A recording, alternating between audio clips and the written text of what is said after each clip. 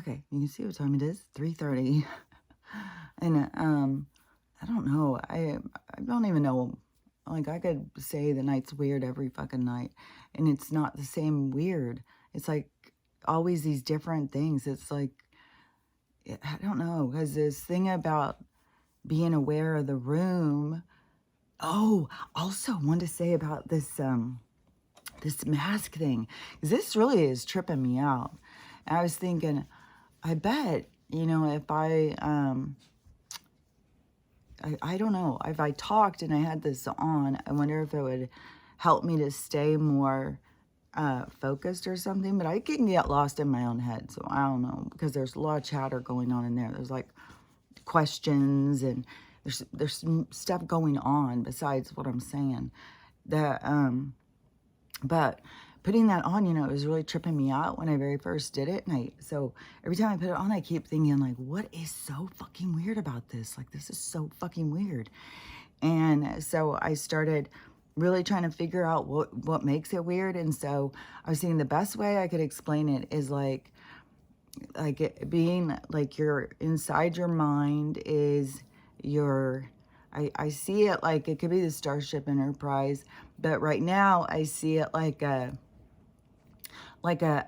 Upper East Side flat or something, like this big open uh apartment thing, and it's got a lot of stuff going on. And then so I'm in the middle of it, and that's in here. So what people think of your brain, so I see it like a apartment, like a big loft apartment, and um, so then it's like when I put that on, it's like I shut the curtains. It is the weirdest fucking thing, and it blacks out, but it doesn't go black. I can still see, but I can't see through there. It does black out, so it like shuts the curtains. And then I was like, man, this is so trippy, because I don't think that people realize how much your eyes interfere with your reality.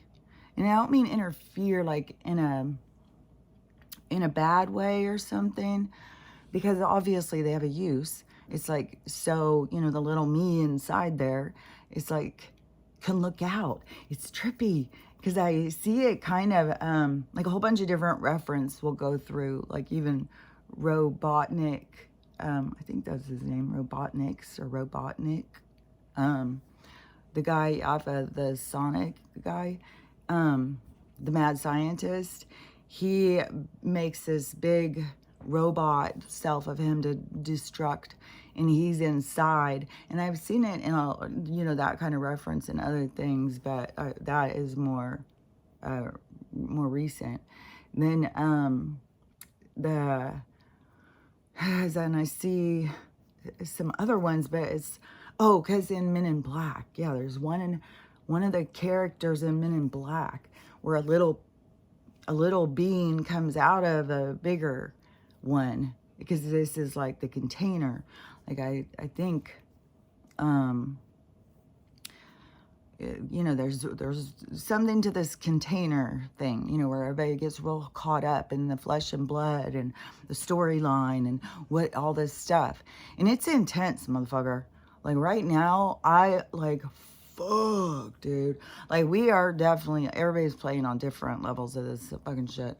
I'm like, man, the goddamn shit going on over there. Fuck, man. Fuck, man. I'm gonna talk more about it, but fuck, man. Because yeah, it's fucking intense, man. So so that reality, that storyline is, I mean, it's very real. Like I don't know, because it's not real, but it's real at the same time.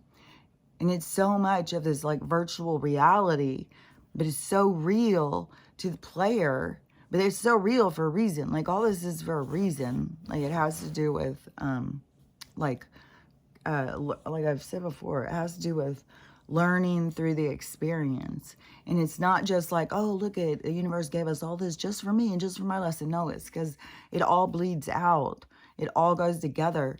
And although we are in separate realities and we're separate vibrations, and that we learn from each other when we open ourselves up to this learning, but we also close ourselves off through a hostile judgment. And so that creates our own limitation. When we become divisive towards others, we create our own hesitance, our own like retardation. We create our own slowdown. So we retard ourselves by not being well equipped, not being present in the moment and understanding what life is all about and what you're doing here. But so many people, I mean, I hate to say this, but I really think so many people don't question why they're here. Like, because I swear to God, when you do, the universe comes to the rescue. And so, I don't know, this is so curious. This is so curious. It's coming from somebody who's been in contact, and been called crazy and all this stuff for my whole life. Like, then it is this, in how my life has played out throughout this, and then how everything is shifted, when you start seeing it like this other way, and then it's like, what the fuck? Now it's just like, God damn, how's this gonna play out? And, I know that some of the stuff going on wouldn't be as traumatic if people had some of these deeper understandings of spirituality, and it kind of makes you feel cold and heartless when you do, but it's also super traumatic because I can have the empathy and the compassion for what these people are going through. And it is horrible. And then and on top of it, it gives you the challenge of getting these horrible things in your mind, especially when you're living in the same situation in another place that hasn't been hit yet. It's like, oh, Jesus Christ. So, that is like a fucking mind battle, man. Fuck. To keep on being like, oh, God damn, these trees, like, fuck, God damn. Oh, God, this is so intense, dude. So, and it's so, oh God, there's just so much. And like the things that come into your mind, it's like, fuck, I need to get some goddamn life jackets. I wanted to get a boat, but, I kept feeling like I wanted to get a boat, but nothing fell into place. Like if I would see something, I didn't have the money or whatever. And then, I don't have a car to pull a boat. Like there was a lot of things. And there was at one point after, this was more back at 25, I would say 2016 or something, because there was a big period of time where I was planning on leaving Washington and moving to Louisiana. And my kids were just very stressed about it. Like, and because I wanted to go live in New Orleans. And I don't know, it was whatever the pressure was. And then plus, just thinking about things, I don't know, like different things would come. Like I think the map, I started seeing about that doomsday map and stuff. And it was like, fuck, Louisiana is going to be gone. I don't know, because a lot of things came in fast for me. Like I knew all this shit was going to be going on in 2016. And when I started telling people, that's why people are just like, oh my God, you said a long time ago. It's like, yeah, because I started being able to see it. And I'll tell you another thing that I found out yesterday was that, because I heard somebody talking about, this is going to happen, this is going to happen, this is going to happen. I was like, yeah, that's what I've been saying. This is going to happen, this is going to happen. And then they said, that's all coming from the top remote viewers. And then they start talking about the 150 top remote viewers that are government issue or whatever. And this is why I'm telling you, they were looking for some of us. And they found some, through different ways. But everybody who was found was supposed, like, that's their thing. But I know that there's more of me out there. I know there's more people like me that had, I don't know. We'll see. We'll see how it all plays out. But anyway, so these top remote viewers are sitting there saying the stuff that I'm freaking saying. So, you can just look and you can just see it. I don't know how to explain it. You just look and see it. It is like, it just opens up. A story opens up.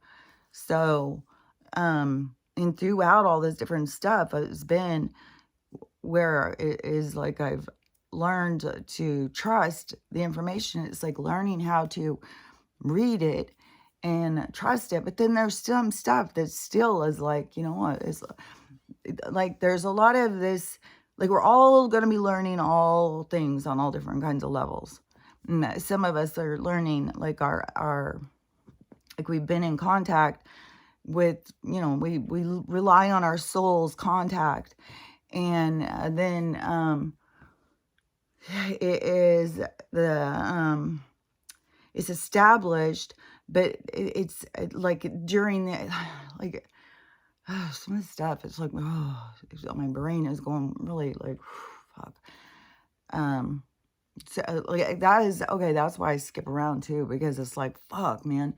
And different things, like it's like a flash up of something else, and then it draws my attention over there.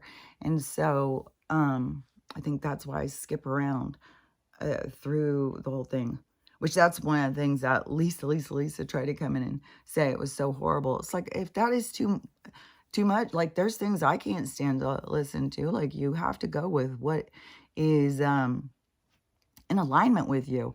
But what is weird is when people aren't in alignment with somebody and they want to go in and shame the people. They want to say something's wrong with you.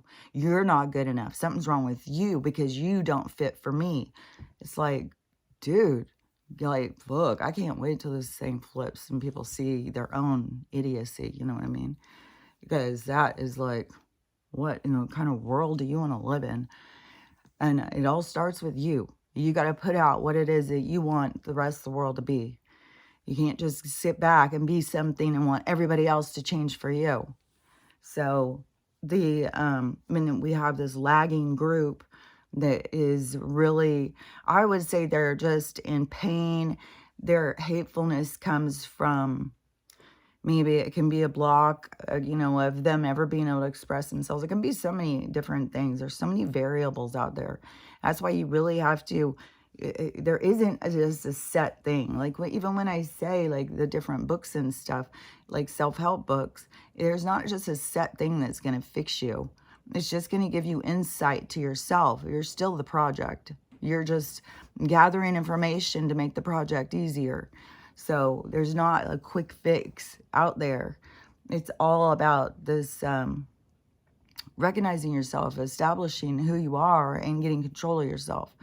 And it's baby steps, because there's plenty of times where you'll feel like, you know, that you don't have control, especially lately for me. Oh my God, I keep just being so grumpy. It's got to be these energy things or something, because it's fucking intense. I feel like the dogs are, like, everything is weird.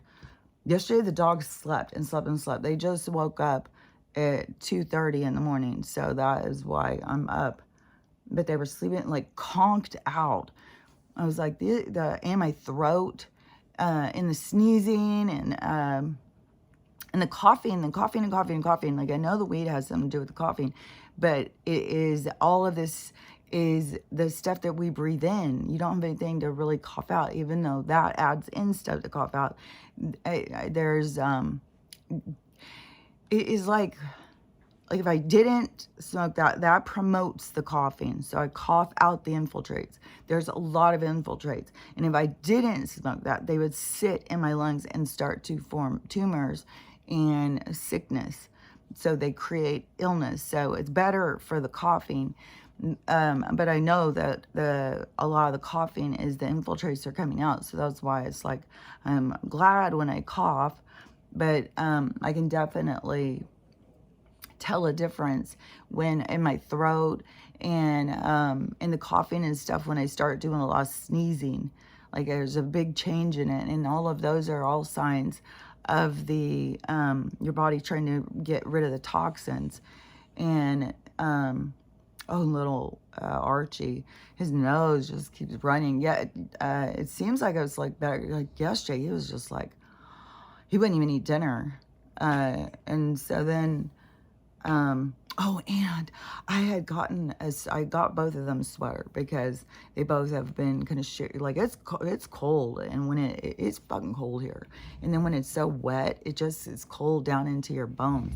And I've had sweaters for Stella, but she's got a lot of beefcake on her, and she gets really hot, and so I got them each a sweater, and the sweater I got for Max is too big, uh, but um but he was excited to put it on. And so I put it on him, and it was kind of baggy and stuff, and he was excited, like he was very proud of it. And then he went to bed, and in the morning it was off of him, so he had taken it off because I think it's too big. It just when he moves around, and so I took it off, and I thought, well, I'll try and shrink it. And then I even tried it on Stella. We could get it on her legs, but then it wouldn't go over her head. But she's getting kind of jealous over little things like that. She doesn't know, like, they're cold. You're not cold. And she has a lot of pretty scarves and stuff. And she did have a big, expensive sweater. Because when you get them that big, but she gets just way too hot. And she likes to go run and play in the snow and stuff. But anyway, so I had gotten one for Archie, and I put it on him, and he was like a little sausage roll in his little sweater. It was so fucking cute. And he looked like this little, like, I don't know, like a, what are those things called? Like a bulldog, like a sports little bulldog thing. I don't know. There seems like there's like a sports bulldog thing like that. And he looked like that. And I was like, oh my God, that's so cute. But he kept following me and staring at me and staring at me like, come on, take it off, take it off. So I took it off of him, and he was really excited to have it off. And I still got him another one because I know he's going to get cold, because he'll sit and start shivering. So I got another one, but it's really hard on some of this, like when they got a big neck and like their body shape and stuff, and you try and look for specific sweaters. Oh, that's what I should just do, crochet in one. Yeah, that's what I should do. Okay, so then then I decided, well, I'm going to put the little, because Max really likes this sweater on, so I'm going to try this littler one on him. It's like it's stretched out bigger on him than it did. Like, it's weird. So, oh my God, he loves it. And it's decreased his anxiety so much. I think it's like there's it's something called a thunder shirt. And my daughter's dog, he had stayed with me for a while. He died a few months ago, but he was really old. But he had stayed with me for a while she was in college. And he had the worst anxiety. Oh my God. He was another daughter, one of my other daughters. You know, when you move out, you know, you're young and you're like, oh, we'll get some dogs. And there was like all sorts of stuff. Like, you know, your dog isn't taken the best care of when you're young and you got little kids, you don't have any money and stuff like that. So anyways, he ended up going to my other daughter. She had a great relationship with him, but he has horrible, horrible anxiety, and he would run away all the time, especially when he was younger. He was a lab, and he would run away, run away, run away. And labs, huskies, some of these dogs just like, they just want out and they just want to run. And so, oh my God. And I lived close because I lived down in the city when had him. And it was like, oh my God, there's so much cars, and it was so stressful. It's like, she fucking hate me. Somehow it's his dog. But and then it was so rowdy down there too. Like a guy across the street from me would just fucking do fireworks just for fun. And that would set off Brutus. And so he had horrible, horrible anxiety, and would freak over. Oh my God, it drove me crazy. Seriously, it would start making me have anxiety. It's like people who are high strung should not have anxious dogs. I really like mellow dogs, just like how I liked, you know, Quaaludes back in the day. I like it mellow. I don't like it. Oh, let's go. It's like, no, I need something that just brings me back, you know, because I'm like, ugh. So, anyways, she had gotten a thunder shirt at some point. She had seen something about that for a storm. But I think that he would wear it more. I don't think he wore it all the time. But I think that they do have those, but I think they cost way more. This is just a sweater, and it's just a little tight, but he loves it. oh my God, I can't believe how much he calmed down. And he came and he laid across my lap, just like so thankful. He felt so cared for. He felt so calm. He does have like a high strung part, especially when we go out walking. He's very like, fuck. And when we go to oh my God, when we went to the ocean today on that walk, and he's like going around me, he's going crazy. It's like, oh my fucking God. He like loses his mind. His personality completely changes when he goes into unfamiliar territory. It's like, but I got to keep working on him with it, because how do you learn to not have anxiety unless you keep working at it? You can't run from your anxiety. You got to chip away at it. And that's what I can't get enough of these people to realize. You're like, oh, well, my dog doesn't get along with other dogs. Well, you got to socialize him. So he learns how. The reason he can't get along is because he feels anxious. He's unsure what's going on. He should be able to interact with his own species and not feel that way. He's disconnected. So, and look at how we expect domestic animals to live. I think that there was a lot of good things about Dog Park, but everything that has good stuff always is going to have dark that lingers and pulls it down, you know. So, but that is something that the remote viewers and I both see, is that this future of what it's going to be, and it's going to be where people are going to have integrity. All this stuff is, one thing too about this fucking horrific shit that's going on, is it is bringing people together. It is making them see it's us against them. It's us. We've got to come together. And so that is, and that is what I have been able to see, like all this stuff that's going to go on. That's what the outcome is. So that we're pushed into it for having this happen. And that is, why they were having these big solar storm or whatever going on at the same time. There's all this energy of pushing us into doing something that's uncomfortable, because everybody is like, well, we pay taxes. The government, they've told us they're here for us. They've got all these agencies that run and bring us things in disaster times. And then we have these agencies that pay us for all the stuff that we lose during this, like about, rationally, logically, especially when, what insurance company could be paying for all this? Like, I mean, like that. I mean, we have got to be able to see that coming. Like, this is like that. But it's going to be coming at the same time. Things are going to flip where you're going to get your birthright. So that's where I swear I see it. I know there's going to be a lot of land that's going to be given away. And it's going to be, it seems like Donald's plan, because he's already mentioned these free cities. And there's supposed to be 11. And there's supposed to be people who are trying to come up with these new cities. Like, there's gonna be more people left than that, even though they're mass fucking murdering right now. Like, it's so fucking huge. And then on the news tries to pretend like it's like, oh, listen, that's the same shit that they were doing in Hawaii. No, I think the 65,000 is a lot closer to accuracy than what the news is putting out. Like, it's devastating. And what they're decided that they're going to do, and that they've told the people, like their city council, the people all go like, what are we going to do? What are we going to do? And the city council said, well, we're just going to start bulldozing. We got some bulldozers. We're just going to bulldoze it all. There's, in all of the trees, this is so disturbing. So this is disturbing as a motherfucker. Is because the water went up like to the height of houses. It picked houses up, took them out in the rivers. The rivers were going so fucking fast with such fucking power. Like, this is so motherfucking artificial. This is so fucking controlled, that they slammed into things and broke houses in half and shit.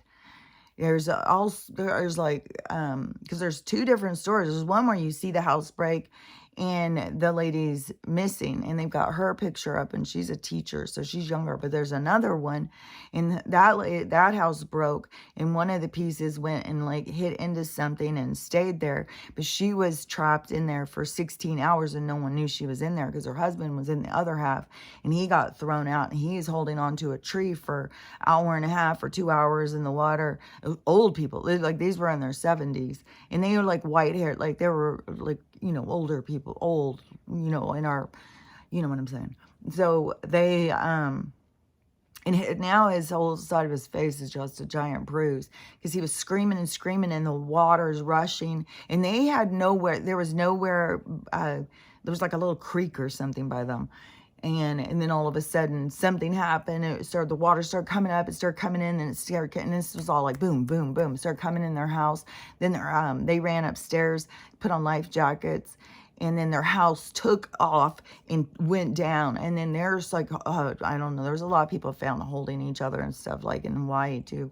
That so they I think they're holding on to each other, like and then they said it stopped at one point, and they thought, okay, we're okay, we'll be okay. And then it picked up and went again, and then when it went again and is thrashing around, and it hit into something and split in half, and he got thrown, or maybe just it broke, and then he got thrown in the water. And then the house kept going, but I'm pretty sure theirs got split in half too. I'm pretty sure that's because this is on the news story, and so then he's in the water with hypothermia, like this water's freaking cold. And then apparently, like that's what they said. And he's holding on to this tree as the neighbor is trying to get help to get him out. And so it took like an hour, and then they got him out. But then they get him to the hospital, and then they're all like, his wife didn't make it, and he's sad, and the sun set, like this whole thing.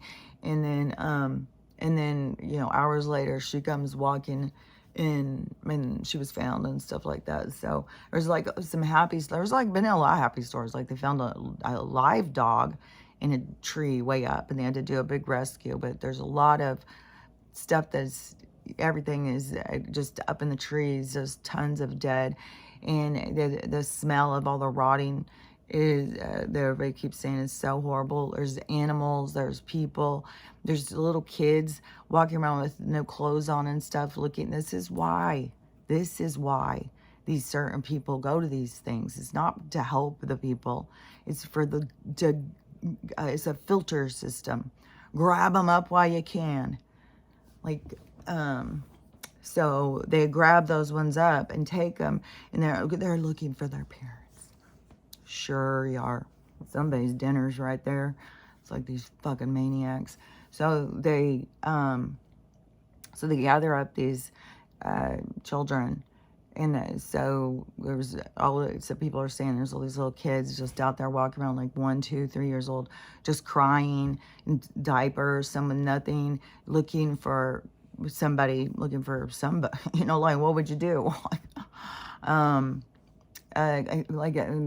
Just seeing people going in with their livestock, like the trauma in the animals and stuff. There was one that was really excited. They found their animals had all went up and went up to the hills, and they were all up there, and the animals were all excited, dancing when they saw the people.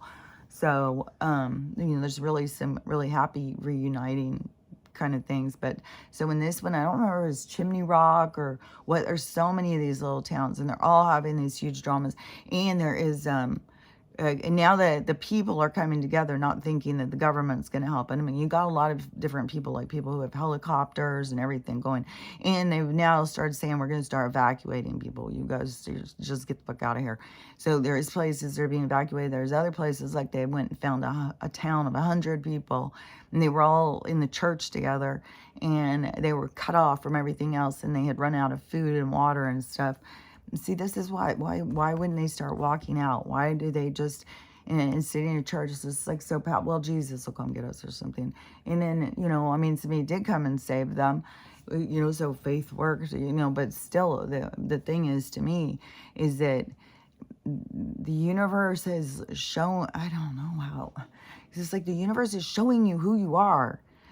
It's very passive to sit there and wait for is all I can say. And we're at a time, like, I don't think being passive is the way to go. So that is, so these people are all sitting there. It was 6 days they were found by these other ones. And then they even came and brought these tractors and stuff and went and fixed a road so these people can get in and out of their little spot. And so there's tons and tons of these little mountain towns. So there's tons and tons, and they don't even know what the deal is with all these different ones. And I'm sure there's lots that are all sitting, but I fucking saw in Katrina. Like, it was outrageous. Like, there was people on the roofs and stuff. Like, there was a whole thing that was going on where people started saying Bush hates black people. Like, they were just not rescuing people. It was really horrible. So I knew that. Like, they did that so publicly. And so, like, it's like, I don't understand how people don't remember that or something. Like, I'm not comparing Katrina as the storm intensity, which apparently Katrina was way smaller of a storm. It was like a category 3 or something like that. And now, when I saw a radar picture, like Katrina looked like this, and then Helene looked like this. And they've mastered the weather modification. And then has all this stuff that they put in the skies and stuff, all this aluminum or whatever the fuck. They've got patents and stuff, like, but you go and you start really going all into that, then it's just like, oh my God, how do you even go out and breathe? And you still have to function as a human, you still have to go out and breathe and stuff.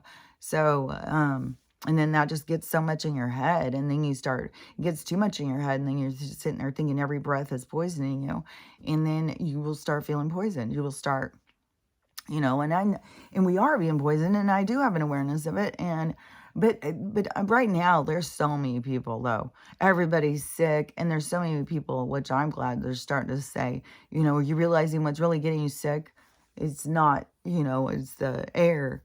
And so, anyways, I don't know that you could just think your way out of it. I feel like our bodies are kind of a thermostat or barometer to kind of feedback our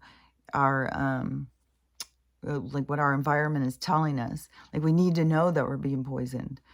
Like, that's important, I think.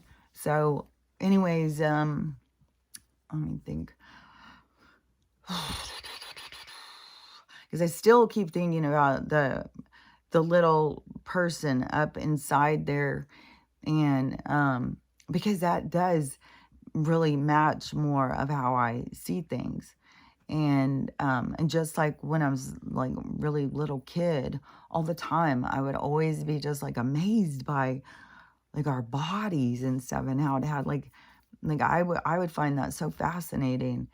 And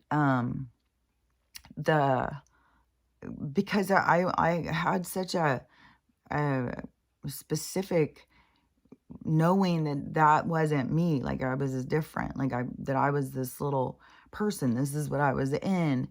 And oh yeah, because I just saw this spaceship. This footage, it was written in a different language. And there's so many ships out there. So many. I mean, the one guy who got this selfie with this spaceship, and everybody was talking about that. The first selfie spaceship, he's way ahead of everybody else. It was, so that was a cute thing that was going around. But this, so there's a lot, like, over by, like, Argentina and Peru and different places. There's a lot around us. Like, there's a lot of ships being seen. But this one, it was like, I don't know if this is AI or what. It's such a fucking cool-ass video, because it shows so much how the color thing was working. And it was like, it looked like, the ship looked like kind of like glass or see-through or something almost.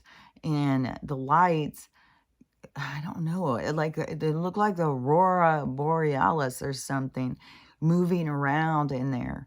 Because that is, like I have said, that is you in your light body, is what your aura. So you are this color moving in and out, and your color represents like your mood, like a mood ring. And but it also represents your vibration. And I think it has something also to do with the intensity of your color and stuff. But anyways, that is, and it kind of was like in a, I don't know, not a Merkaba, but this other kind of like crystal looking thing, this ship. And very faceted like a diamond. And then it had this color thing going, and it was moving. It was cool. I mean, if I can share that if somebody wants to see it. But uh, but that is more like, to me, more like the being, and I swear, I think that there is some ships, like I think there's ships that become like the being's outer surface. So they're able to put up a barrier around them, and the light inside is them. That's like when you look, when I got the telescope and I started looking out, and I would see the stars, and I was like, I was a spaceship though. I saw a star because the way the colors and stuff. And my mom had seen a spaceship when I was a kid. I was a teenager, and one flew. It was over the Valley View Mall. Like I've talked about the mall before there. And there's a mall. I think now, I don't even know if I would still be there, but it was called the Valley View Mall. I'm pretty sure. I mean, it was off like the LBJ freeway. What was that called? The 365 or something? 165? I don't remember. But anyways, so it was a big main thing. And a spaceship flew in, and it just sat over the mall for a while. A whole bunch of people saw it. It was like rush hour or something. Everybody's seen, like, you could, I'm sure, look it up in the vaults of the newspaper or something. And so a whole bunch of people saw it. My mom saw it, and she said that it looked like this big thing, and colors were going around it. And it's just so weird how she switched for, like, I don't know what their fucking Jesus story is. Like, why they can't, it's weird. It's like, and I feel like this side has been pulling at her, and she knows it. Because why the hell would she have to make a special thing to tell me when she's raptured, to make sure to tell people that she did not go on a spaceship? It's like, I don't know. I don't know, what the deal is. But anyways, she had told me about that a long time ago when I was a kid. And she said, she comes home and she's like, I saw a spaceship, and it had its colors, and it was going around, and it was really big, and everybody saw it, and it was in the newspaper or on the news or whatever. And then the stuff just goes away. And so, I don't know, they just make like nothing. They just ignore it or something. And so then people just like, how can they communicate about it? And then it was before social media. Like if it was been on Facebook or TikTok or something, then it would have blown up. But see, that's why that kind of, they've lost control with social media. And even when they tried to be so controlling with it, like Zuck is, he's like an experiment or something. Like, let's try this. And, so, and he's controlled like that fella. I mean, he is kind of almost like a robot. Like, are you even left inside there? Like, there's some people, it's like, are you inside there? Or are you just a robot person? And, so anyways, when I got that telescope and I was looking up at the stars, and I was like, oh my gosh, that is a spaceship. Like, plus I've seen enough footage at this point in my life. And, so I could see like the lights and stuff. And then I started being involved in that group, and everybody talked about spaceships and aliens and stuff. Like like when you get into certain spiritual groups, then we all know like aliens are just other spiritual beings. That everything is spiritual, and it's just this difference in where you align, and so, or where it is that you exist. And so but what most of the people like know that their souls are from all these other things and these other places. And so when I was going into that, well, I would go outside and I could just see them. They were just like all over. They were really low, and I would show people all the time. I would say, look, that's a spaceship right there. And people would look, and then I'd be like, oh, that's just a star. Oh my God, you're so weird.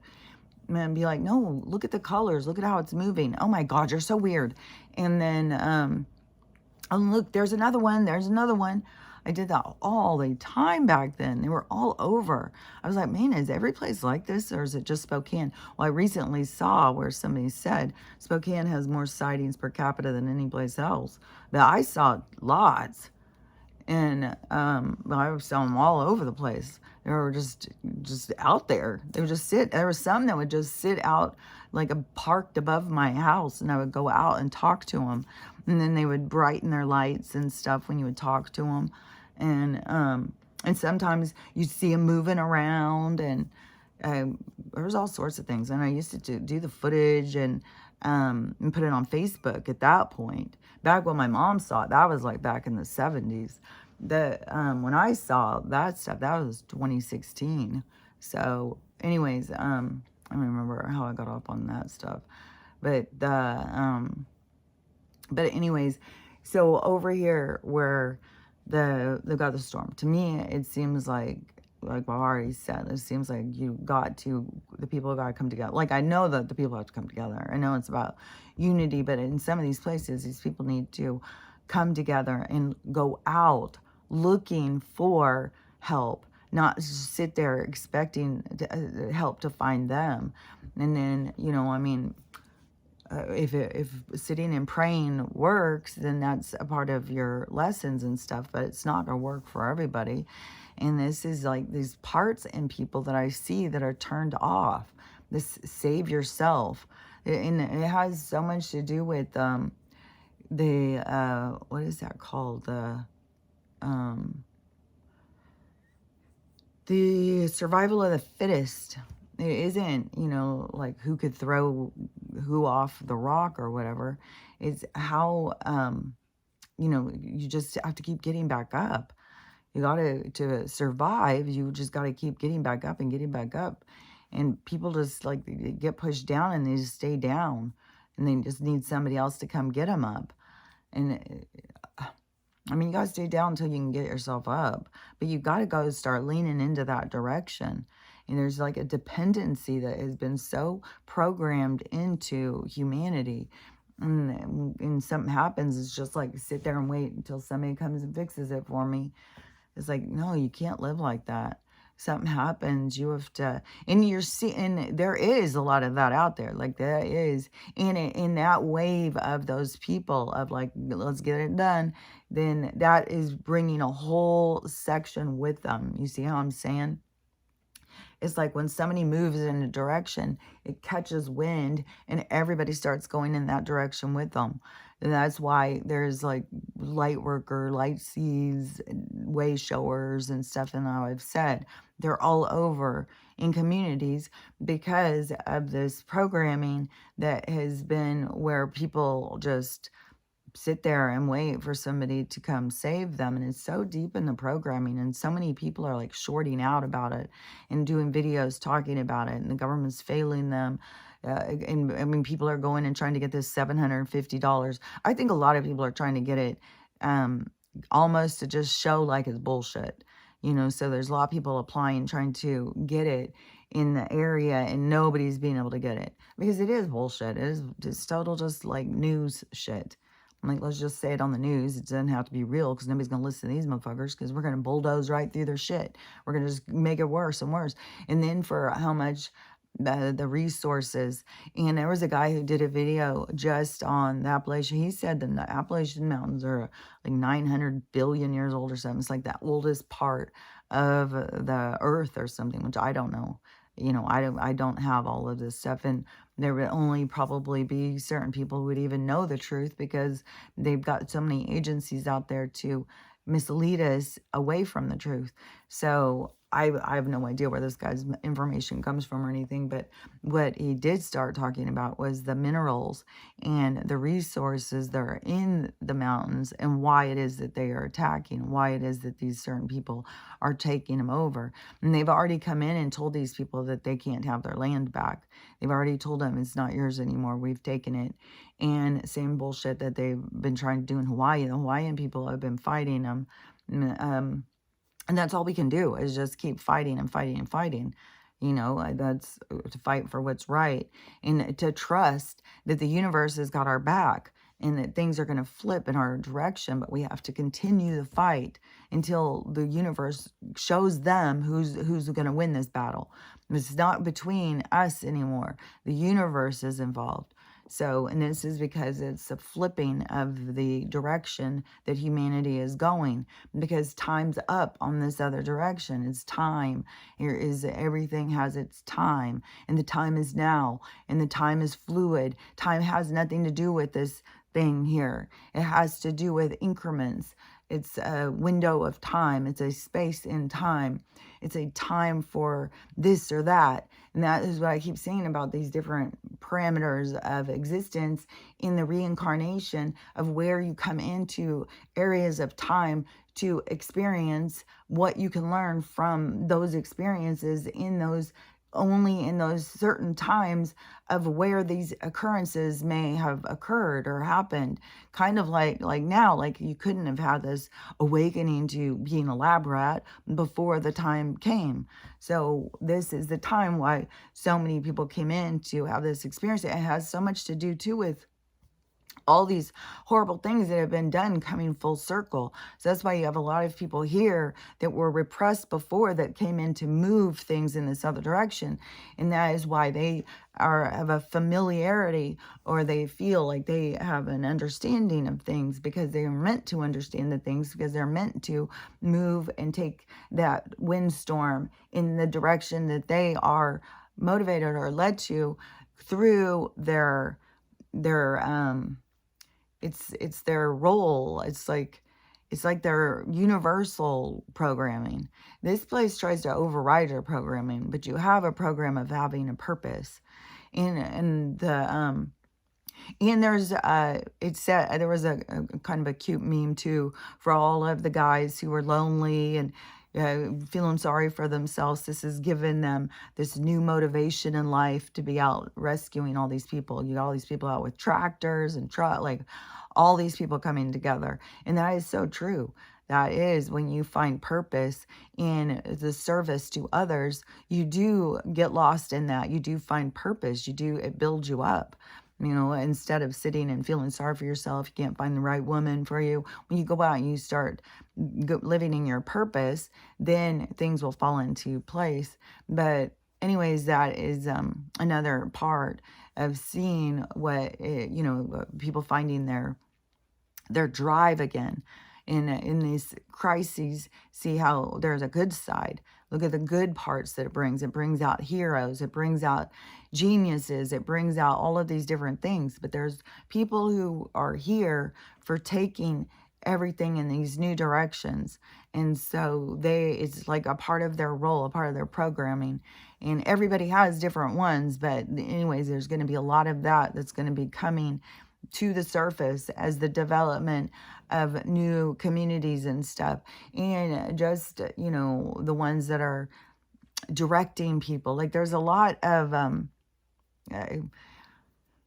it's like, because, man, there's just so many things, because there's like certain ones where people are being directed.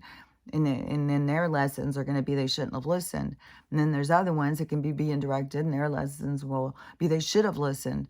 And then there will be other ones that it's like that's going to take, and it all is going to work perfectly and go into this certain thing. So there's like a lot of different things going on, and it's not like they're right, they're wrong. No, it's what each soul's things are that they came in to experience or learn. So, but there is going to be a group that is going to turn things in a direction that is going to have everything start falling into place. And there is going to be the thing about building communities. And so if there's going to be these free cities, it's not going to be like we're all not going to be jam-packing into cities again like this. It's very... I think people are really going to realize how toxic it is. There's going to be a lot of reasons. But people are going to want to be more in an open space, I think, for one thing. And another thing is that they're going to want to be closer to nature, like this development of this respect for nature. Probably it will have something to do also with watching these people disrespect nature as you awaken. And there'll be so many people start caring so deeply. It's going to be very painful because they're going to just all of a sudden be like, oh, they just care about the planet so much, and these people are destroying it. And so, but But you got to remember, you know, how the mud floods, how we have all this history and stuff that's under the mud. So that's what's happening, is our history is going under the mud. And there is so much of this is mud. That was one of the things too. And people were getting trapped in the mud and stuff. But so they've got just thousands of people just hanging from trees and just dead in the streets and everything. And the city council's like, well, our solution is we're just going to scoop them all up and, you know, mass grave it or something. Like, people are devastated. People are freaking the fuck out with good reason. Like, how disrespectful, man. Like, I get there's a crisis and there's rotting people and, you know, you can't move fast enough and there's nobody, like, but, like, dang, that's just, like, fuck. Like, what else you got to do at this point? You know? And I don't know, there's just so much about all this. You know, some of these places are never going to be built back up.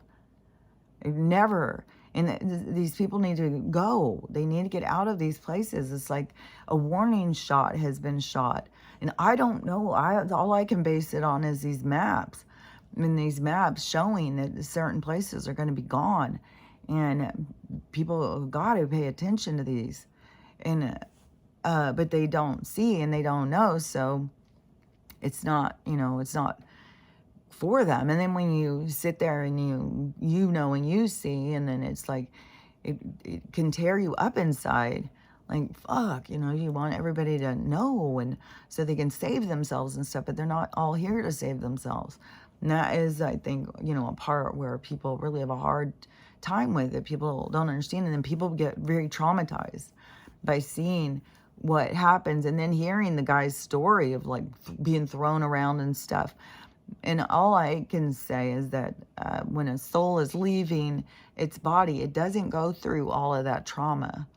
You know, we see all of these horrible things and we think, oh my God, all the stuff they went through, they were so scared. But they don't do that. Like, if you go and you listen to people talk about their near-death experiences, they don't go through all of the ordeal of their how they die or how they pass. Like, a lot of them in a car wreck, and they'll be standing out watching the people working on them. As soon as the car wreck happens, they're just out standing on the side.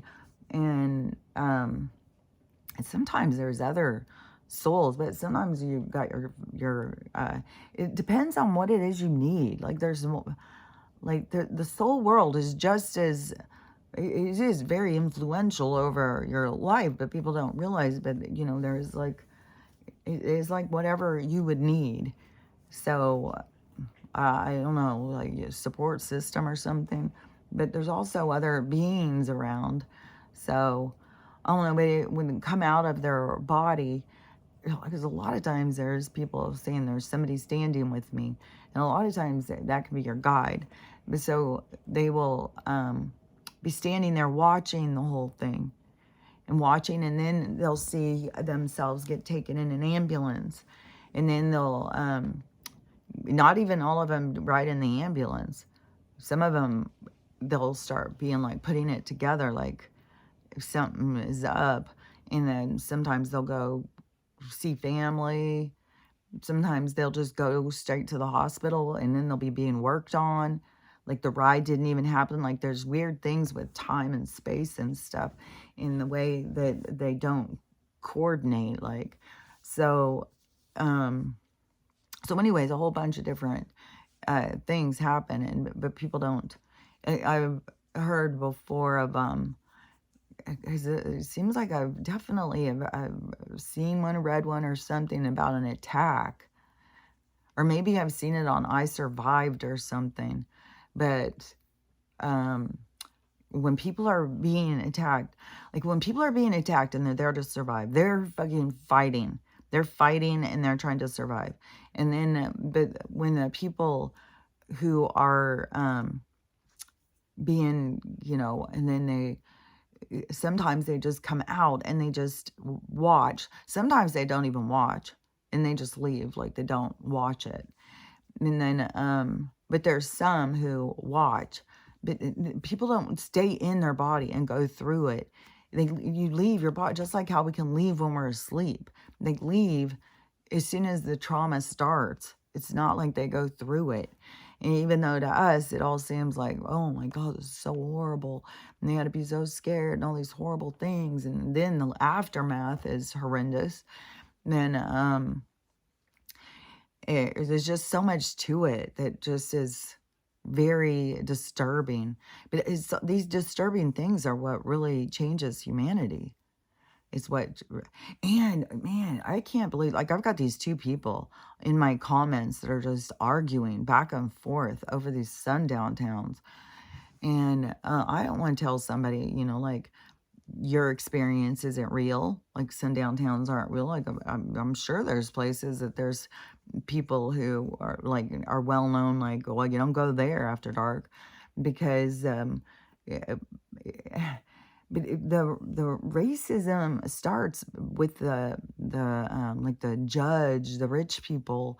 The It starts up at the top because these people couldn't get away with this stuff if it wasn't that they were being protected.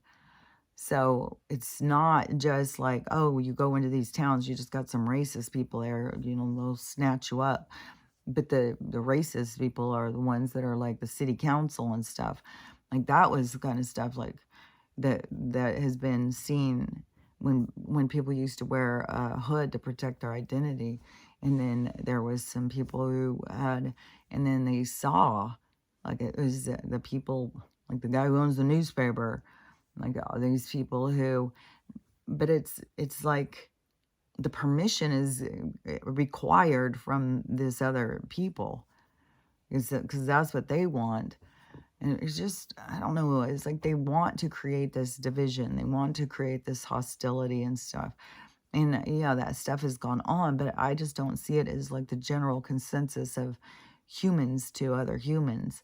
That the ones that do this horrible stuff are under some kind of mind control, some kind of lack of spirit or something, but it's not the general population. And a lot of people, argue and stuff like, and get all upset and pissed off about it, like it's, like it's a daily thing how we have to live. Like, fuck. I mean, that's when you got all these women who are all like bent out of shape because women can't even walk out in the streets in the daytime anymore. You can't go to the fucking Walmart anymore without having, you can't walk in a parking lot. Like, and that's in the middle of the motherfucking day. And can get gas. Like, they're under attack every single place. And that's just every single woman of every single age. So I don't know. There was over where I was in Yakima. It just popped into my head. I probably talked about it when it very first happened, but all of a sudden now I see it different because I've seen all these different stories. But so I had pulled over to get gas. In front of me was a white van, so I couldn't pull out. The gas station was very small, and so you had this pump on the side with the street, and then you had the pump that was next to the store, but there was only enough space for one car, and then there was the door to the store. And so I pulled up and was getting gas, and I was standing out there. It was summertime, so I had on like I think like a little black sundress or something. And so I'm just standing out there, putting in the gas in my car. And this truck comes pulling up real quick and pulls up into the other thing. And it's two guys. And they pull up and they start looking at me. And then I did hear them say, oh, look, but no, they said something about she's old. And they started laughing. And I didn't think that much about it until now. I've seen all of these near miss nabbings, and who knows how many people are not, who do go missing from them, but that they do that so you can't get out, and then they get the people. I don't know if one takes the car, like grabs them or something. So they don't want to just steal old ladies, but but that does confuse some people if you don't look like an old lady from far away, if you are not in old lady shape or you don't dress like an old lady, then that will throw them. And so at the time I thought, oh, these guys, But still, there was something that was just so weird, suspicious about it, because why would you all of a sudden pull up and then they start laughing? Oh, she's old, and so I just got my gas and just left. But anyways, so they want to kidnap the younger ones from the places. I don't think they want to take the older ones, but they are still, there's attacks going on the older ones. I just don't think they want to use them in the traffic situation because I don't know, you get paid more, I guess, probably if they're younger.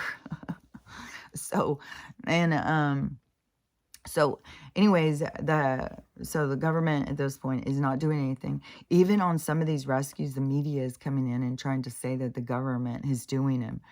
This is so fucking conniving. But see, this is what's waking these people up. They're like, God, they're waking up to the media. They're waking up to the government. They're waking up to all these weather modification. They're like this huge, impactful thing to all the people who are left behind. All the people who are gone. It's like, and the people who are the most connected to them, it has to do with their, it's like a provocation to your awakening. It's like, the worst thing that happens gets you to stop in your tracks and take a moment to reevaluate life. And then, and this is all happening all at once for everybody.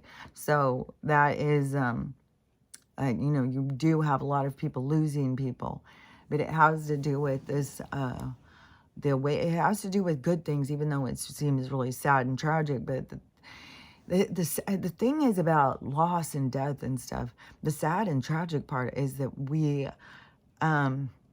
is our regret, is wishing that we would have used our time different, wishing we would have, locked down our mouth at times.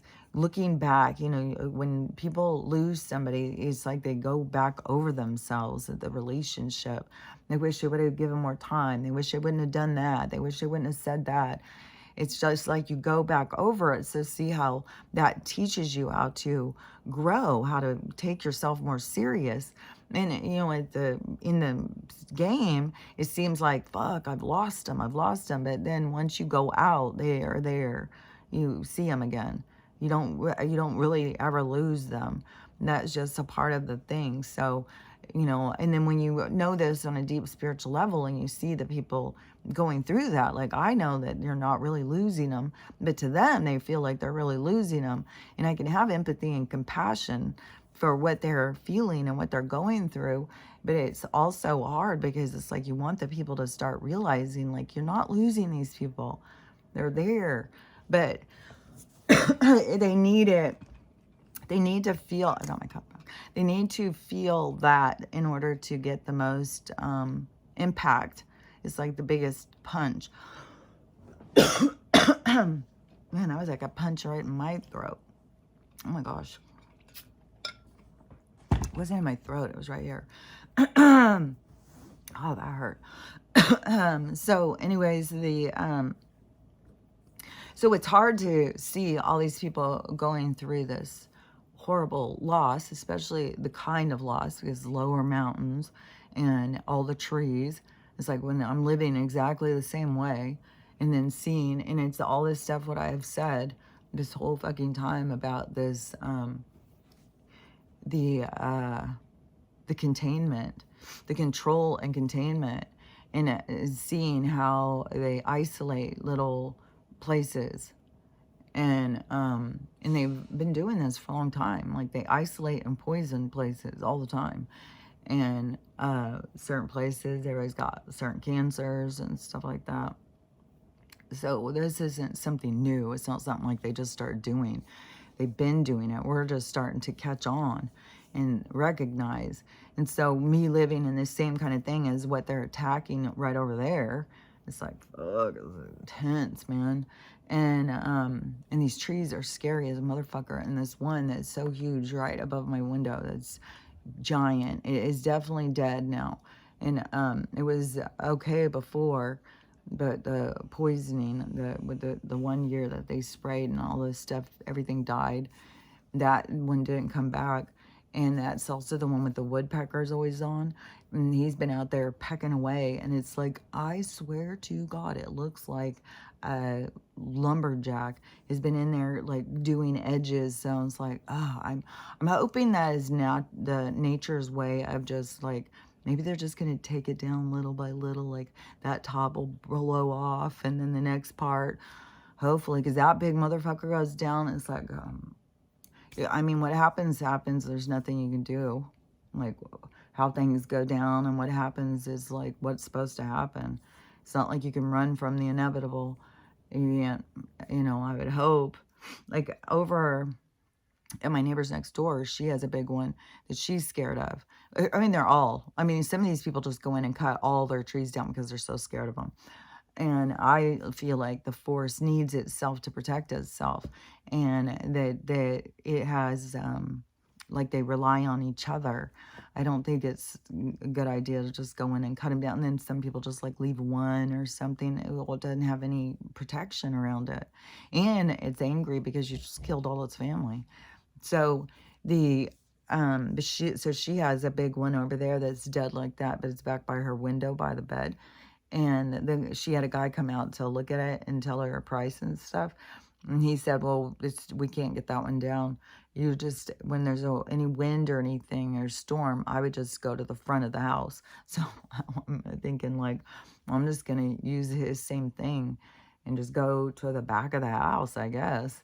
And if there starts being a storm or whatever, and then how fast the water, like, this whole thing is so fucking intense, man.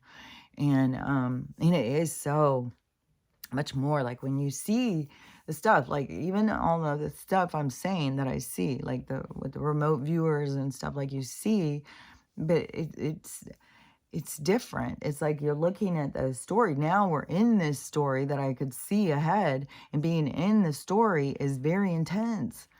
Like, I could look ahead and I could tell people like, oh, this shit's about to go down, man. And but being in it while the shit's going down is like, fuck, man. And it does bring up different lessons for people. Like, it does bring stuff up you need to work on.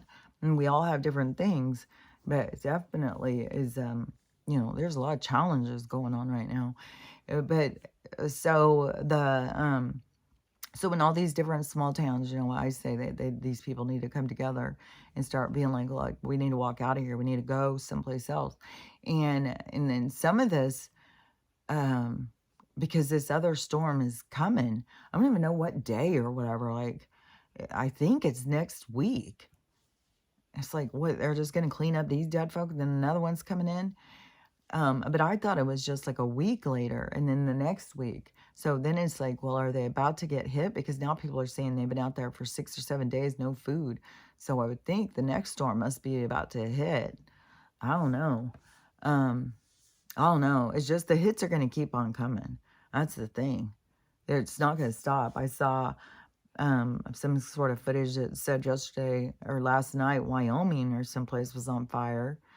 It's and then too, when you see like how bad this is of what's happening in these places, we haven't even seen the fucking big earthquakes yet. Like, fuck, man. Fuck. God damn, this is getting intense. This is Armageddon. This is like, I mean, endings are something, but this is a very dramatic ending. Like, we're having a very dramatic ending. And it's, fuck. So but it is like what goes around comes around. It was like all this damage that was done, it all has to go under the ground. So all of this damage that's been done, it's like, the stage has to be cleared. It's how messy did we make it, you know what I'm saying? So that is a part of the reset, and it's a part of the whipping back. The energy comes back. What you've been putting out comes back on you. And this is a part of what humanity has to face at all different stages, you know, because there's lots of people who are like, well, what am I supposed to do about it? Well, how can I change it?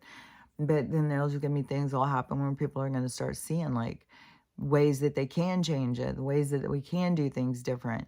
And then there's going to be people who are going to lead us in certain directions too. And we will go into more sustainable and stuff, but everything has to go under the water, under the mud and stuff. There will be some places left. It's not like every single thing will be, gone, but it's going to be, very different. And so it's going to keep destroying, like just how people have said, like you can't even tell there was a town there before. People keep showing these pictures of what it used to look like, and everything's just gone, just mud and trees and obviously bodies and stuff, debris everywhere. And the people who are out rescuing said it's really bad because you find parts everywhere, like people were ripped apart, like people were just ripped apart from the fucking stuff. So people are being very traumatized. People going through the streets and stuff. It's very traumatic, and it stinks really bad. And, there is a part where it would be like, fuck, what else would you be able to do but to bulldoze through?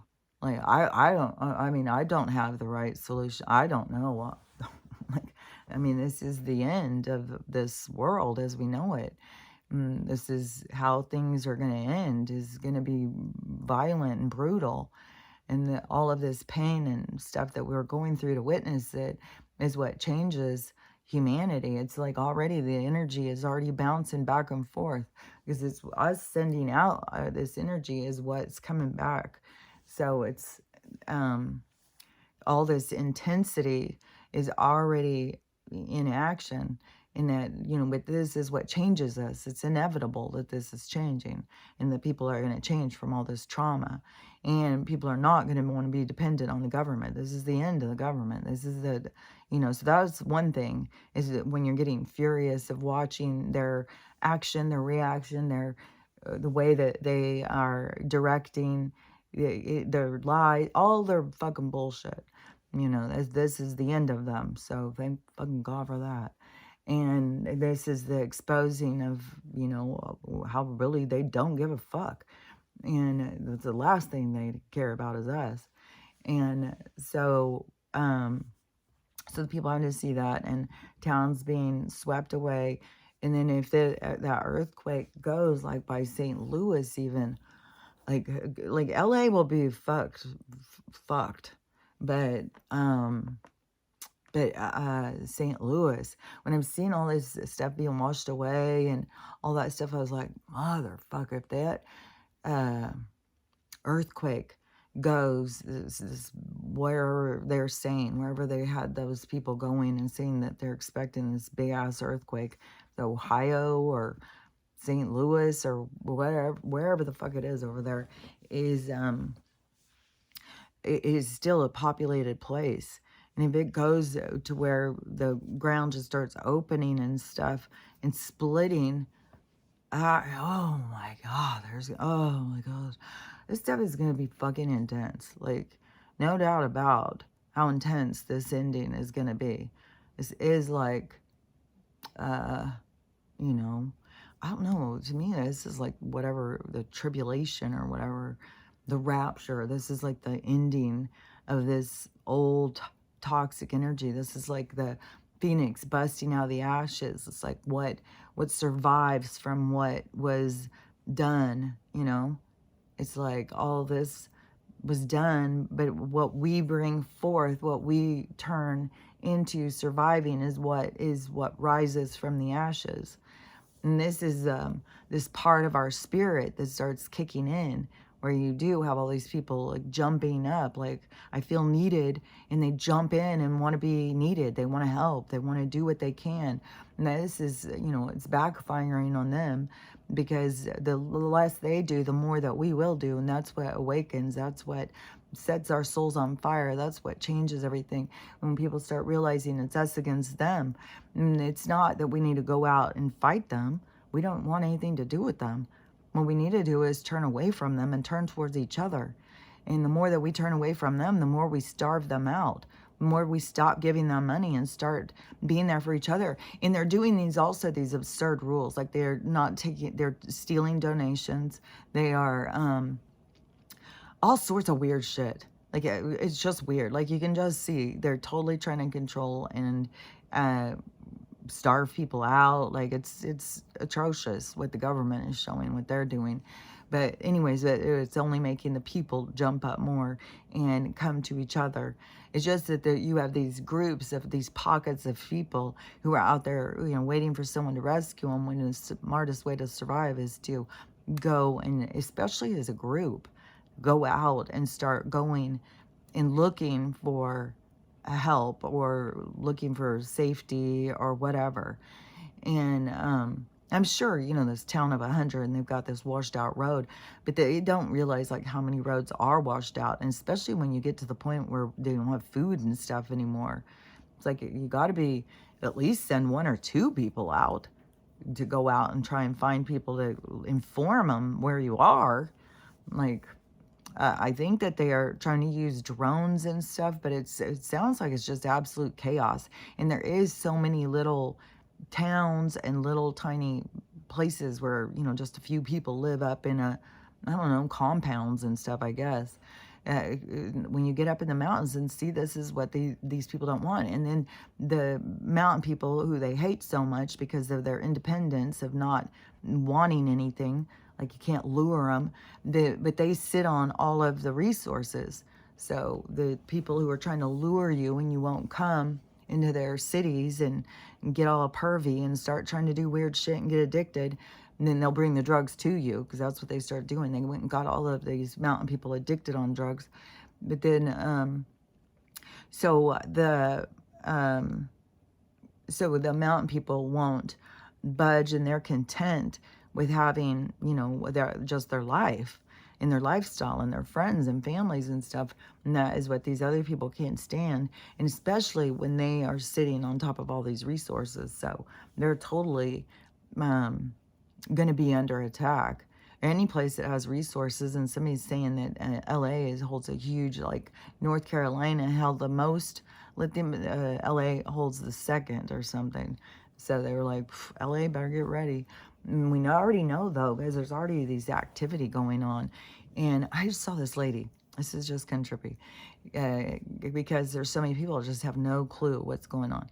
And so she lives in Santa Monica, and her husband are splitting up, and she lives on the beach, and she lives in a nice house on the beach in Santa Monica. And so she said that her husband, because they've lived there their whole thing, now they're splitting up, and so then they're going to have to sell their house. And I guess she probably didn't want to or something, so the husband said, why don't you just find somebody to buy me out? Just share the house with somebody else. Just, find another person who wants to live like this and sell them half the house. And she thought, oh, that's weird, but I'll try it. I'll give it a shot. And so she was doing a TikTok asking if anyone would want to buy a house in Santa Monica. And she said, but it's expensive. Like you would have to, it's like you would have to have, I think it was like $1,875,000 or something. And I didn't keep listening because it was almost to the end. And, but I'm thinking like, fuck, dude, your house is about to be underwater and you don't even know it yet. Like you're trying to sell something that is, literally will have no value.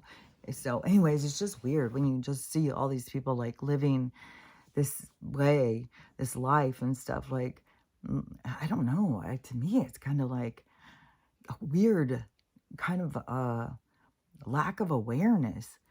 Like, I don't know. I know that not everybody's supposed to be aware of this stuff and they're not doing anything wrong, but it's just very weird when you have an awareness of this stuff and then you see these people that don't. And so it's like, chick, you need to be, well, even selling your house, it's like, I don't know, you can try and sell it. I don't even know with the banks and with all this shit going on, but it's going to be taken in a disaster. And then the insurance, like, this is just a time of loss. This is just what this time period is for humanity, is a huge time of loss. And, we're going to be very impacted, and that's going to bring out this very soulful side of us from all of this huge impactful things that are happening.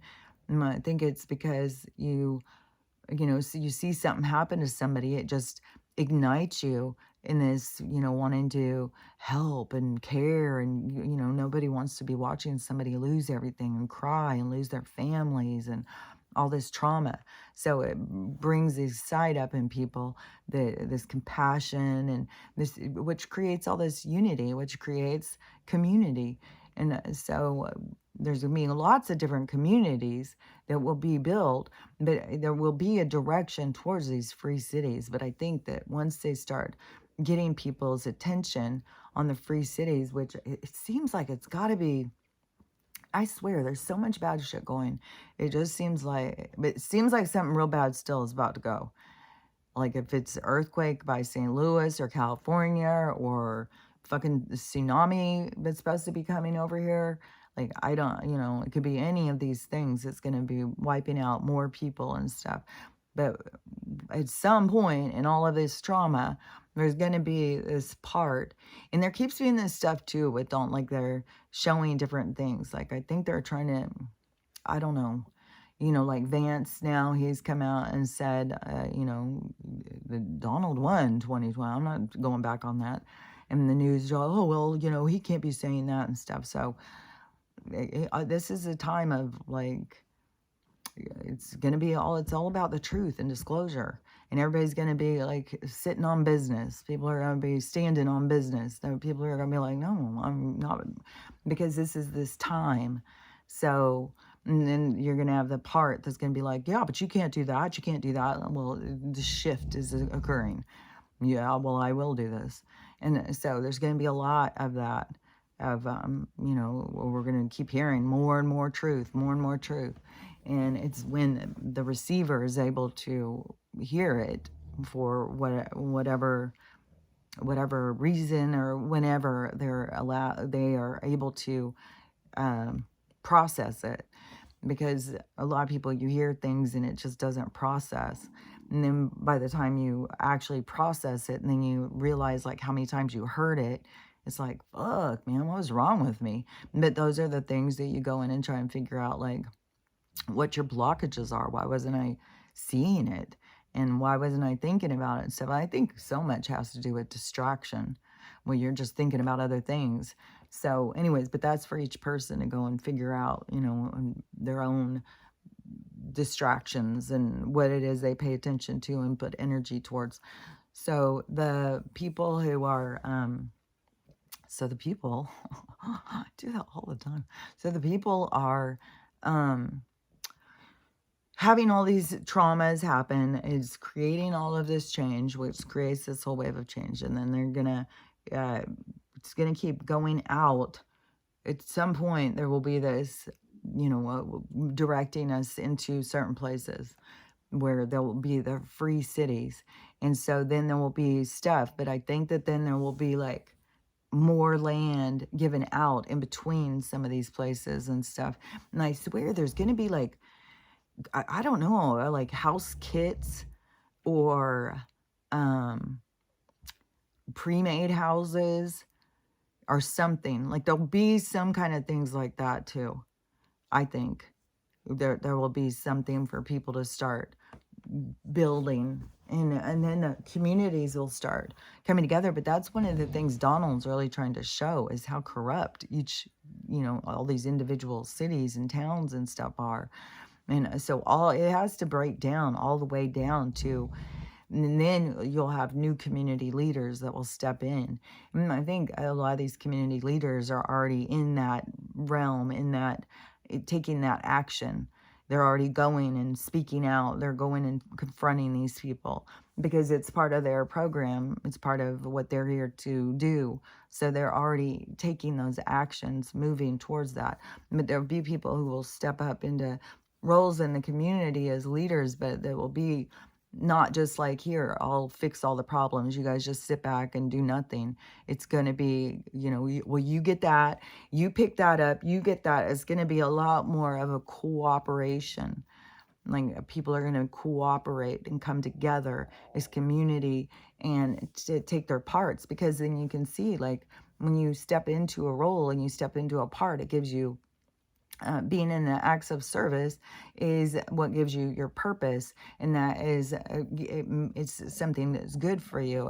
It fulfills your soul, and so that's going to keep going. It's not going to be becoming passive and sitting back and letting city council figure it out and then getting mad and going and yelling at them because they didn't do it right or whatever. No, it's going to be a lot more of community leaders are going to be expecting the rest of the community to be a part of it. And so it's going to be communities building, and it'll be all different sizes. But I don't think anything's going to go back to any kind of metropolis kind of thing anymore. I think a lot of the metropolis kind of places, there's going to be disasters that are going to happen, buildings and stuff collapsing, and lots of death and mayhem and stuff. Because like some of these cities over in like in Asia and stuff, that they've got some really huge, fantastic cities. But I just don't think that we're going to be living like that. Like, I don't know, you just think about, like, when you're living in harmony with the planet, would you go and chop it all down and put in a big old silver city again? No, I see it a lot more of like how the trees yearning to be a part of it, like us building tree houses and stuff and living in the trees is the protection or something. That there's something of living more harmonious than to go and cut everything down and then live in this sterile concrete and then overstimulated with all these signs and lights and stuff, and then a place for so much drugs and crime can be hidden in the shadows. And so, yeah, there's going to be a lot of changes. I think a lot of those kind of places are going to just have huge disasters, like tsunamis and stuff. Like, there's going to be cities going to be washed away. It wouldn't surprise me if the one that is supposed to hit like LA and San Francisco, if it's not so tall, it just washes those places away. But then at the same time, we have these earthquakes coming too, the volcanoes. Like, we got a lot of shit going on, man. I mean, it's just going to keep on coming. And, but I for sure think there's, at some point in this, like when the money thing, and it's got to be getting close. Like, I just saw another, I don't know who this guy was, but he was showing some kind of a thing with the chart, and he said, we are in the middle of a financial crash. This is it, folks. This is it. There's no coming back from this. And he was showing all these charts. I didn't even understand. All I ever catch is like, okay, another sign. We're in the middle of the crash. It's going. There's no coming back from it. And so at some point of the crash, humans are going to get to find out, like, their birthright, that they've been fucking you over by charging you for resources and land and stuff like that. So that's when things will start going in this other direction. And I think it's going to be to try and get us to go in safer places. Like, they know of different places that are going to be safer. But right now, like, we have to let these storms happen. We have to let some of this stuff happen, because that's what creates the change. They can't jump in and change things before we go through the experience, because the experience is what creates the change. They can't just tell us, oh, well, this would happen and then everybody would change. No, we got to go through the experience, because it creates the change. You got to go through watching the people suffer in order for you to click into that thing of like, I want to help somebody. I want to do something. I want to be there. And so those things all have to happen in this, like I said, it's all click, click, click, click. Everything in life is all these moments all clicking in together, passing each other. And everything is to the exact microsecond. There's no shifting out of what is. And what is this time of change. We're at the collapsing of an old world, and it will be the building of a new world. But we still are in the collapse of the old one. And it's hard because, so many people have worked so hard for the little that they have, and they don't want to lose what they have. But it's a big part of your spirituality is to know, like, None of those stuff that you can't take with you, none of it matters. To realize that the things that do matter are the relationships, and that time holds the value. And then when you lose these relationships, that is what you go in and you reevaluate all of those things, because those are the things that really will impact you. Things come and go, styles, trends, all of that stuff, it all comes and goes. But the human relationships that you have with the people who you're close to, those are very, what is that, like a very brief moment in time. Like, it's so crazy how much, like, you'll look back on things and then it's like, oh my gosh, I barely had any time with them, barely any time. And uh I don't know. There's just, this complete reevaluation of time and how we spend it. There's going to be like all these parents who are so frustrated. They got to get to work. They don't know what's wrong with their kid. They just want their kid to get in and get medicine and a doctor and a counselor, a psychiatrist. Just fix my kid, please. And when all these kids need a different lifestyle, they need their parents at home. And people don't realize, like, that this lifestyle that's been created is not conducive to the soul's thriving.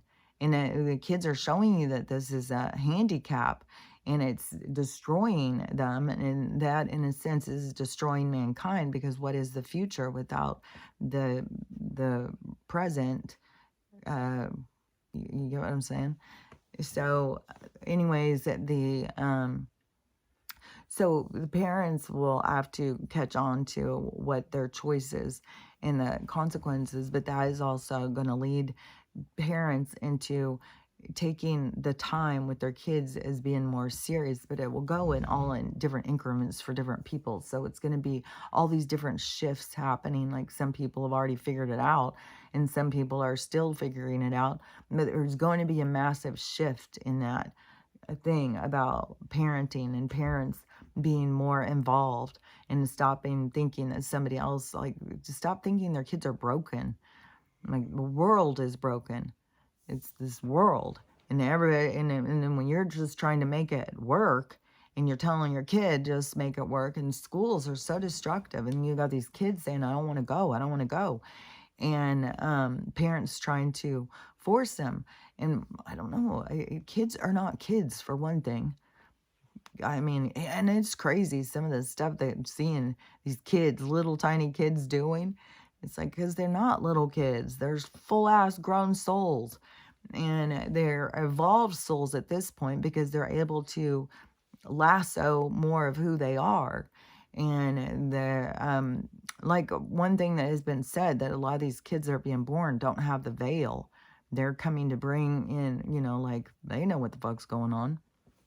And they're talking about their past lives. And you've got these little kids, they're like savants. Yeah, it's a savant. They're like all these little savants around here, like gifted and geniuses and deep kids. So yeah, it's going to be a big shift. But the parents also have to shift, because the parents are so programmed into, well, I've got to get a job, I got to get to work, I got to make money. And I'm not saying that they're about, like, I did the same thing. Like, when I see people who are just so caught up in living the system, living that life, it's like, well, I did it too. I mean, we kind of came in for that. We kind of came in to live and live in that time and to live that experience. And it does give valuable information, and especially when you put it all together, because then it starts being like, people are working themselves to death. But then when you start seeing how much of it is about manipulation and this game of hierarchy, somebody's better than somebody else, somebody's more successful than somebody else, somebody owns more than somebody else, somebody's wife's prettier than somebody else, somebody's husband's better looking, all this stuff, where we decide what gives us more value and stuff. Because when it breaks down, is that's what we're all trying to do, is find our value, find out who we are. Do we matter? What are we? And the government is showing, no, you don't fucking matter to us. Not a bit. I mean, and what's really gets creepy is when it's not even just the feds, like you're breaking it down into uh, smaller, government, but there's nothing that there. I think there's probably some people who are in the city councils and mayors and shit like that who think like, oh well, they'll come in and help. I'm not on and doing this on my own, and then they're finding out like, oh yeah, you are, and they just don't know what the fuck to do. So because everything's gonna break down, everything's gonna break apart, and every single thing that can happen is gonna happen, and it's funny because, I say that, and then it's like, but is there more? Is there more things that can happen? And that is like where the souls are always like, I swear to God, we're all just here playing all these different, it's like all these, like I see like this game or something, and everything flips this, but not that part of the flip. It's like, I don't know. It's just discovering ourselves, this whole thing of figuring yourself out, discovering yourself. And it's a dramatic flip from going from one, from going from the toxic side of yourself to the healed side of yourself is definitely a flip. It's definitely a what is that thing? A phoenix rising from the ashes. It's definitely a, um, a butterfly leaving the cocoon. Like you really change your whole self when you start healing. You start seeing like all these different things, all these different issues. Like I fucking have been seeing like I've got issues with boundaries with the dogs, like with Stella. Like she's heard yes, okay, yes, yeah. And then you do turn around and become resentful and angry, like, God damn it, how many times? And then I said, like, over the last couple of days, I've been feeling so stressed. And it's so much like the dogs are taking advantage of me. And they don't care about me. They just want me to go get them a treat and make them food and clean up their messes and all this stuff. So take them for a walk. They just demand this and demand that. And, anyway, so I've been feeling like that, but that is a part of me to like go in and reevaluate, like, what is stressing you out so much? Why are you feeling like that?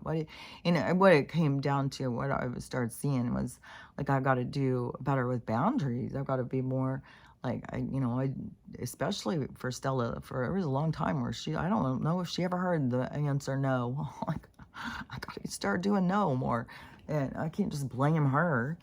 So, anyways, but everything in our lives are here for us to be learning about ourselves and understanding more about ourselves. And there is, this little guy up in here who is running the show and looking out, but there's a whole thing going on in there. I mean, I don't know, just with that thing, when I'm covering it up and closing the curtains, I feel like that is a good way to kind of go internal. I don't know. It's really strange because it really is like closing the curtains to close out all the things in your mind so your mind can just focus on your mind. So these kinds of things may help you. And I don't know, it's not just like a regular mat. It has these two little places. So you put it over your eyes and it's dark, but it's more comfortable. It's not just like it's more comfortable with this little cushiony thing over your eyes. So, but I was thinking you could try something like this for meditation, or when you go into your reflection or whatever, when you want to really close off everything else and just get focused in your mind. Like if you're having problems with wrangling that, because it really is such a distraction. It's so weird. Even if your eyes are closed, it is still like weird. I don't know. It's very weird. So I don't know. It may not be as weird to somebody else as it is to me, but I can definitely tell this really significant thing. It's like this whole room is closed off, but I don't know. It's almost like I could look through it and see the room still, but I just don't know how to explain it. It's very trippy though. So it definitely does something. And so if you are trying to, get more focused in your mind and all those distractions and stuff, because that is what it is. It is like all these distractions. And then, so if you're trying to close all those distractions off, something like that may help. So if you want to do like, a meditation, like I have this certain incense that I love, this dragon's blood. I love the smell of it. And so I burn that one all the time, and it just relaxes me. And so, you put that on, lower the lights. My house, I always have the lights low. Yeah, so if you lower the lights, you put on this mask thing, put on smells that you like, calm room, turn your phone to no notifications or whatever. And, then just put that on, and then just start listening in your head. Start paying attention to the pictures, the, like, I don't know how you'll start seeing it. To me, I'll start seeing this little person walking around and talking and doing things and like messing with things and stuff. Like so sometimes I'll see it like the Starship Enterprise in there. Like everybody's got these jobs doing stuff, and there's all this communication and talking. But once you start being able to get in there and be a part of the conversation and see like what's going on in your head. Like, I think so many people don't know what's going on in their head. And it just sounds like a lot of noise, and it's confusing, and sometimes it gives them anxiety, and sometimes they start thinking about something and they can't stop thinking about it. And so anyways, but that is the calming the mind to get control of it. And it has to do with your emotions too. Your emotions and stuff, all it works all together. So getting control of your emotions, because that's where it can start really building up, and then it starts feeding into your mind and the fears and stuff. I think over the trauma and stuff that's going on over there in those forests at that mountain, then, I can really start building into that. Like, oh my God, if that happens here, how will I save the dog? What will I do? And all that stuff. Because you do have a sense of that too, or you start thinking that. But if you go too much into it, then you start feeding it. You start feeding that fear. And then that fear starts becoming bigger. It starts becoming your reality. And then it's like, I don't know if that has to play out or what. Like, I know some of those things do play out with people. They'll say something, and then, so anyways, it is definitely a challenge to see that stuff happening, and then to keep your mind from going into this panic mode, and to keep trusting everything's gonna be okay. When it's like, like, oh, well, it's not really going to be okay. Like, everything's falling apart. Everything in the world is crashing, and everything's falling apart. So nothing's going to be okay. There's a lot of us who are going to survive it. And this is survivable. Like, and I think some of the aspect of surviving is to get yourself into this mind space of being able to survive, disconnecting from this flesh and blood, and taking care of yourself. Like, there's a whole bunch of things that all go together. But we'll see more when we get to the part where, all the survivors are there and all the other people are gone. And then we'll see, like, there'll be stories and stuff. They, what it was, how they survived, how they did it, so anyways, but it's the people who are supposed to are the ones that will. It's not like we can do something that we're not supposed to do. If we're supposed to leave at this time, then we're going to leave. You can't go past your time. Your script runs out. So you have to go where your time is, where your reality is. It's not like you can stay. I mean, you have ghosts and stuff and it's trying to stay around. Oh yeah, this is an interesting story that's going. It's just blowing up and getting so huge. And so I had seen this girl a while ago, a few weeks ago, I guess, and she was digging a hole in her yard, and she hit into this rug that was buried under the ground. And so she starts talking on TikTok about this rug and saying to people, what should I do? Like, why would there be a rug buried? And she must be into the crime TikToks and stuff, because that's who was on her right away. And so she starts talking about this rug, and so then they said, well, let's try and dig it out. So her and her husband start trying to dig it out, but it's way too deep, it's way too big. So they're like, fuck, we can't do this. So she's talking to the TikTok people, and then the audience is like, well, you gotta call the cops, you gotta call the cops. So she calls the cops, she feels silly, and so the cops say, well, they're gonna come out and check it out. So they go and they look, and then they check it out, and then they leave. So then she says she felt really silly, like, oh, see, that was stupid.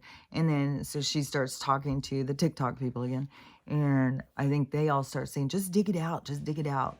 And so they decide, okay, well, we'll start digging it out. So when they had decided that, they get a call. All of a sudden, she said, right when she was saying this with these people, she gets a call from these detectives, and they say they want to bring out the cadaver dogs and have them see what how they react in her yard.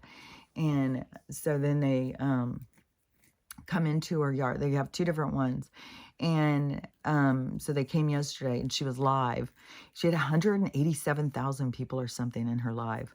That's how big this has gotten. And she's on the news and stuff. This is on the news and stuff now. She's on all sorts of news stations and everything. So, and all the TikTok, boy, people are just all over this. So she had so the cadaver dogs came yesterday. They bring the first one in. It alerts right to the spot. And so she was live when it was happening. She was kind of joking, she said, as it was going on, not thinking, she's still thinking, oh, surely it's not a dead body in my yard. And at that point, you don't even know, like, are you in the house of a serial killer? Like, and you got your, like, oh, because there's people who are, there's another lady who's having all sorts of ghost stuff in her house. And so this, and I don't think it's this one, but she looks kind of like her. They both have like brown hair and little kids. And so she is, the first dog comes in and alerts that is the spot, and is right over the rug. And so then, she was just like, she has a reaction. And then the second one comes in, and she's thinking, okay, well, maybe it was just a fluke. We'll see with the second one. The second one alerts to the same spot. And so now her whole yard is roped off as a crime scene, and they've got a whole thing going. This whole crime scene. There's like a group of people that come out and dig into the ground looking for evidence. So I don't remember what she called them, but it's like a crime scene crew or something. So there's all this whole thing now going in her yard. So the news is coming, all this stuff is going. And so now everybody's waiting to see, like, there's tons of people waiting to see, like, what's in the rug, and how big is this really going to get? And so anyways, it's very interesting to watch. So there'll probably be more. I'm sure they're going to be digging today. Maybe today that we'll find out even what's in the rug, and if there's more.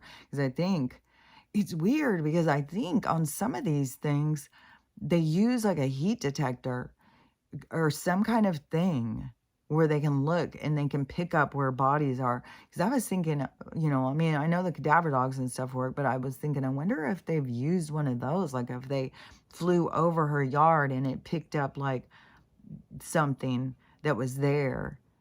Because I think that's how they found, what's her name, weirdo lady in Arizona, the cult weirdo lady who her kids just disappeared, but they found them, and they were in those graves and stuff. But I'm pretty sure that that's how they found them, was with this drone thing picking up in the pictures, like how it picks up like the heat or whatever. It looks like a body laying there, so like they can see the bodies underground. So I don't know.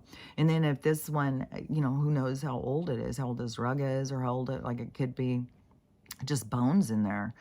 So I don't know, but it's obviously got all the decay because the dogs found it. And they're trained, I guess, on cemeteries. So they're used to the smell of decay. So there's definitely something fresh there that they're like, this shouldn't be here. So anyways, so it's curious to see what's going to go on with that today. But there's so many weird things going on. So many weird things. Like I never ever even got to see whatever with the guy who his whole neighborhood was being dug up with the tunnels over in DC. Like, and then his whole story just disappeared. But they were finding all sorts of stuff under this neighborhood, and those people weren't expecting that either. So, and I'm sure that there was just so much going on, like for us to find out the truth of our existence. And what's going to come out is it's going to come out for sure about this metaphysical that they've been trying to hide about the world. I saw this weird quote, and I don't know if it's true because there's definitely people who write these quotes and pretend like it's somebody else. This one was some guy who was a Jewish person or something, and he said those people, when they're honest with themselves, they really know that they really are following Lucifer or something. Like, I don't know. I don't know. I bet that's the kind of stuff that's going to be coming out of, like, the energy that you were following or putting in was not what you thought it was. So there's going to be a whole thing, and that's going to be a big, a big slap for the Christian community. But there's going to be all of that stuff that's going to be the truth about the metaphysical and your soul and stuff, and that they've been trying to keep it trapped in this whole weird habitat that they created, and that they do these resets, and that we're in this a time where they have been doing everything to try and get control of us. They use poisons to keep us what would that be? Docile, to keep us docile and under control, keep us sick, but then they profit off of it because, of course, they're always going to figure out a way to profit off of all of, and so they make money off the sickness. So then they think, well, let's just make us sicker. So anyways, there's just all of this stuff. There's so much stuff that people have to wake up to, especially because the people who are making us sick are fucking vampires and they eat people. Like, it's there's so much weird shit. And then the way that they are being disrespectful to these bodies is like, well, you guys are just about to find out, like, how they are very disrespectful. And what's so crazy is that they make charges on us. I said in the comments that these people need to start together and making charges on these officials, on these government. This is what is that, defamation, when they mess with a dead body. Like, we get in trouble. Like, that's a charge. If you go and you do somebody in, even if you do it by accident, and then you try and hide it and cover it up or whatever, that that you get in trouble for that. So that's what they need to be getting in trouble for. They are, messing with these dead bodies. That you can't charge us with something and then make it, you're okay to do it, but we can't do it. This is this kind of stuff that has to stop. So people have to start standing up and saying, no, this is, whatever it is, it's not defamation. I thought of it yesterday, what the word was. It's defamation, not decontamination, decomposing, it's something like defamation. It's something like messing with a corpse. And so, yeah, if you're bulldozing them, like that's I would say that's not that these are people's family members. So yeah, I would be fucking raising hell if I was in that community with those people. Like, but that is what is going to be. Like, there is people raising hell, and there is people, the rest of us are all talking about it. So yeah, this is gonna, I don't know. I mean, some of these places is gonna turn nasty. Like, I don't even know how some of these people can do this. This is like your own community. You're telling them that that's what you're gonna go do, but like, I don't know. All these different things are going on is all to make this change, to create this change, and to see things more clearly. And there's going to be, it's more complicated too on some of these officials, but fuck, man, it really shows you, like, that thing, like, this is not a job I would want, especially like right now. There's going to be a lot of that. Jobs that people are like, oh, I really like that job. And then people are going to see, like, fuck, I'm glad I don't have that job. There's going to be a lot of that. So anyways, oh my gosh, I can't believe I've been talking so long.